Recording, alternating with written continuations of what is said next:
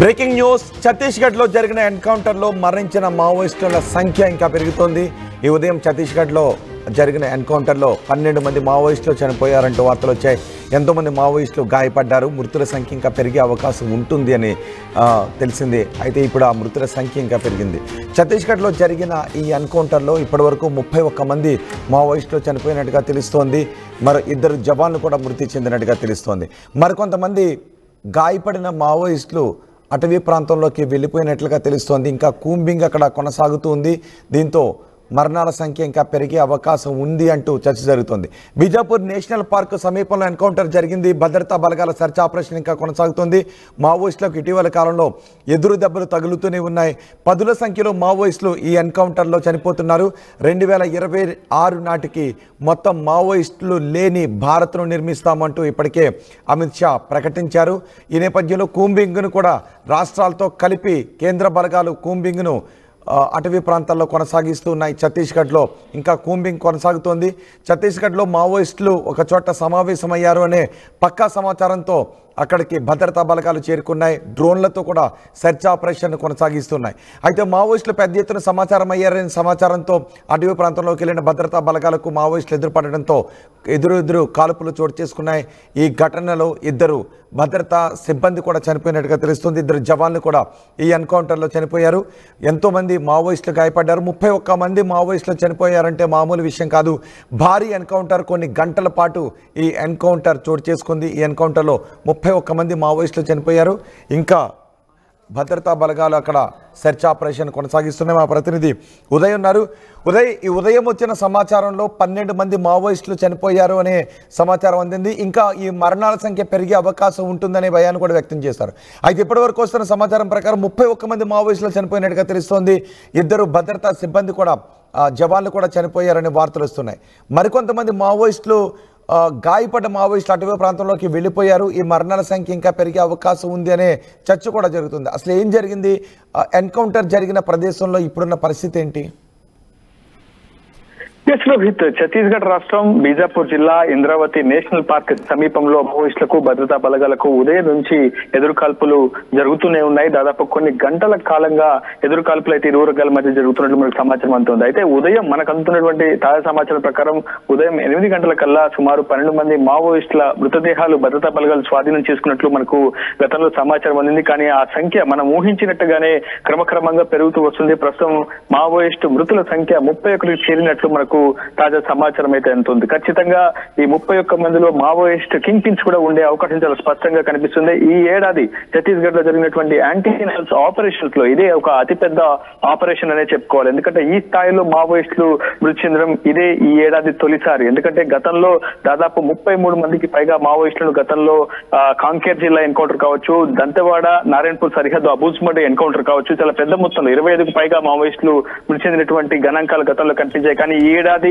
ఇదే అతిపెద్ద ఎన్కౌంటర్ అని చెప్పుకోవాలి। 31 మంది అంటే సాదా సీదా విషయం కాదు। ఇది ఒక చాలా అతిపెద్ద యాంటీ నక్సల్స్ ఆపరేషన్ అని చెప్పుకోవాలి। ఒకవైపు ఛత్తీస్గఢ్ పోలీసులు ప్రధానంగా డిఆర్జీ, బస్తర్ ఫైటర్స్ తో పాటు అటు మహారాష్ట్రకు సంబంధించినటువంటి యాంటీ నక్సల్స్ ఆపరేషన్స్ లో ఆరితేరినటువంటి C60 కమాండోస్ కూడా ఈ ఆపరేషన్ లో సంయుక్త భాగస్వామ్యమైనట్లు మనకు సమాచారం ఉంటుంది। ఇప్పటి వరకు బస్తర్ రేంజ్ ఐజీ సుందర్ రాజ్ అక్కడే ఉండి ఘటనా స్థలాన్ని పరిశీలిస్తున్నారు। మొత్తం 12 మంది మావోయిస్టుల డెడ్ బాడీస్ ను ప్రస్తుతం భద్రతా బలగాలు స్వాధీనం చేసుకున్నాయి। 31 మంది చనిపోయినట్లు మనకు తాజా సమాచారం అందుతుంది। అధికారిక ప్రకటన అయితే ఇంకా మరికొద్దిసేపు తర్వాత విడుదల చేసే అవకాశం ఉంది। ప్రస్తుతం ఇంకా సర్చింగ్ ఆపరేషన్ కొనసాగుతుంది। ఎందుకంటే ఎదురు కాల్పులు జరుగుతున్నట్లు మనకి ఇప్పటికీ సమాచారం అయితే అందుతుంది। కొంతమంది మావోయిస్టులు కాల్పుల నుంచి తప్పించుకొని అడవుల్లోకి పారిపోయారని, వారి కోసం కూడా కూంబింగ్ ఆపరేషన్స్ కొనసాగిస్తున్నట్లు బస్తర్ రేంజ్ ఐజీ సుందర్ రాజ్ అయితే వెల్లడిస్తున్నారు। 31 మంది మావోయిస్టులను ఒకే దఫాలో ఎన్కౌంటర్ లో మృత్యువాత పట్టేలా చేయడం అనేది భద్రతా బలగాలు సాధించినటువంటి అతిపెద్ద విషయం అని చెప్పాలి। అయితే మరోవైపు జవాన్ల వైపు కూడా మునిపెన్నడూ లేని విధంగా కొంత నష్టం అయితే వాటిల్లేదని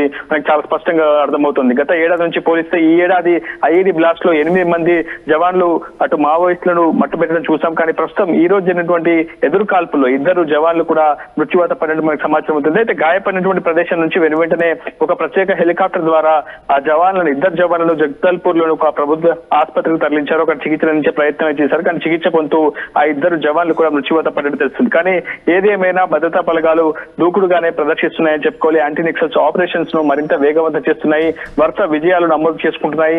ఈ రోజు జరిగినటువంటి ఎన్కౌంటర్లో 31 మంది మావోయిస్టులను భద్రతా బలగాలు మట్టు పెట్టడం అతిపెద్ద సైనిక చర్యను విజయవంతం చేయమంటూ కూడా కేంద్ర ప్రభుత్వంతో పాటు రాష్ట్ర ప్రభుత్వం జవాన్లను కొనియాడుతున్నటువంటి సిచ్యువేషన్. ఈ ఎన్కౌంటర్ లో ఎవరు కీలక నేతలు ఎవరున్నట్టుగా తెలుస్తోంది? మొన్న జరిగిన ఎన్కౌంటర్ లో కూడా మనం చూసాం కీలక నేతలు ఎన్కౌంటర్ లో హతమయ్యారు, చనిపోయారు. చలపతి లాంటి కీలక నేతలు. ఈ ఎన్కౌంటర్ లో ఎవరైనా కీలక నేతలు ఉన్నారా?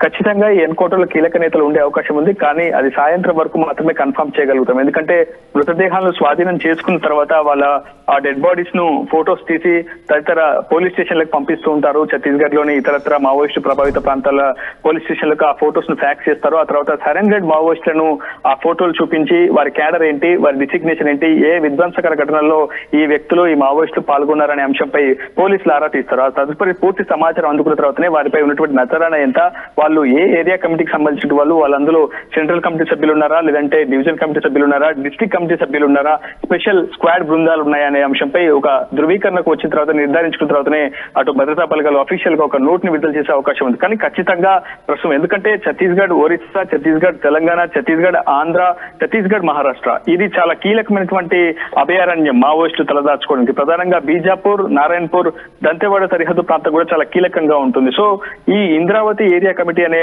ఆ అటవీ ప్రాంతం అంతా కూడా మావోయిస్టుల సమూహానికి చాలా సేఫ్ జోన్ గా మొదటి నుంచి కూడా మావోయిస్టులు భావిస్తూ ఉంటారు. సో ఆ సేఫ్ జోన్ లో టెక్నికల్ ఇన్పుట్ ద్వారా లేదంటే ఇంటెలిజెన్స్ ఇన్పుట్ ద్వారా ఈ ఆపరేషన్ చేశారనేది మాత్రం మనకి తెలియాల్సి ఉంది. మొత్తంగా ఎంతమంది ఎన్కౌంటర్ లో పాల్గొన్నారు? 31 మంది చనిపోయారంటే మామూలు విషయం కాదు. 2 జవాన్లు కూడా చనిపోయారు. ఎంతసేపు ఈ ఎన్కౌంటర్ కొనసాగింది? ఖచ్చితంగా కొన్ని గంటల పాటు ఎన్కౌంటర్ జరిగినట్లు మనకు సమాచారం అవుతుంది. 1000 మందికి పైగా బలగాలే ప్రతి సైనిక ఆపరేషన్ లో పాల్గొంటున్నాయి. ప్రతి యాంటీ నక్సల్స్ ఆపరేషన్స్ లో మొత్తం 1000 మందికి పైగా ఫోర్స్, కేంద్ర పారామిలిటరీ బలగాలు కావచ్చు, స్టేట్ లెవెల్ ఫోర్స్ కావచ్చు, district level, division level force అంతా కూడా సంయుక్తంగా ఆపరేషన్స్ ప్రస్తుతం నిర్వహిస్తున్నాయి. సో ఖచ్చితంగా ఈ ఆపరేషన్ లో కూడా 1000 మందికి పైగానే ఫోర్స్ పాల్గొనే అవకాశాలు చాలా స్పష్టంగా కనిపిస్తున్నాయి. దీనికి సంబంధించిన అధికారిక ప్రకటన మరికొద్ది సేపట్లో వెల్లడిస్తామని అయితే బస్తర్ రేంజ్ ఐజీ సుందర్ రాజు వెల్లడించారు. ప్రస్తుతం 2 జవాన్లు మాత్రం మృత్యువాత పడినట్లు మనకు అధికారికంగా సమాచారం అందుతోంది. రోహిత్. రైట్ ఉదయ్, ఛత్తీస్గఢ్ బీజాపూర్ జిల్లాలో మరోసారి భారీ ఎన్కౌంటర్ జరిగింది. భద్రతా బలగాలు మావోయిస్టులకు మధ్య ఎదురెదురు కాల్పులు జరగడంతో తొలుత 12 మంది మావోయిస్టులు చనిపోయారంటూ వార్తలు వచ్చాయి. కానీ గాయపడ్డ కొంతమంది మావోయిస్టులు అటవీ ప్రాంతంలోకి వెళ్ళిపోయారు. వాళ్ళ కోసం ఇంకా సెర్చ్ ఆపరేషన్ కొనసాగుతోందని సమాచారం వచ్చింది. కానీ ఇప్పుడు ఆ మరణాల సంఖ్య పెరిగింది. ఏకంగా 31 మంది మావోయిస్టులు ఈ ఎన్కౌంటర్లో చనిపోయారు. 2 జవాన్లు కూడా ఈ ఎన్కౌంటర్లో చనిపోయారు. మరో 2 జవాన్లకు తీవ్రంగా గాయాలయ్యాయి. వారిని ఆసుపత్రికి తరలించారు.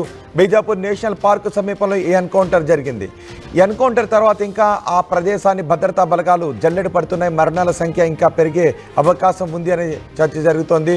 అయితే ఈ మరణించిన మావోయిస్టులో కీలక నేతలు ఎవరెవరు ఉన్నారు అనే విషయంపై సాయంత్రానికి ఒక క్లారిటీ వచ్చే అవకాశం ఉంది. మరణించిన మావోయిస్టులో కీలక నేతలు ఉన్నట్టుగా తెలుస్తోంది. కానీ ఆ కీలక నేతలు ఎవరెవరు అనే విషయంపై ఈ సాయంత్రానికి ఒక క్లారిటీ వచ్చే అవకాశం ఉంది.